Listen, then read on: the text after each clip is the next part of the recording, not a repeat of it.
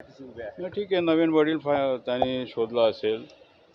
आपल्याला वडील आपल्या स्वतःच्या वडिलाला सोडून नवीन वडिलाला शोधलेला आहे. चांगलं आहे.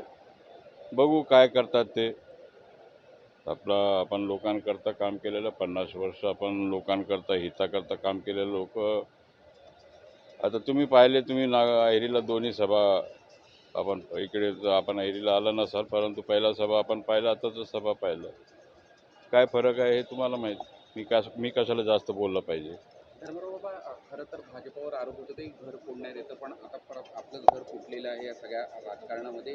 काय प्रतिक्रिया आहे? नाही, आता ते त्यांनी उत्तर दिलं ना, काय घर फुटला नाही म्हणून.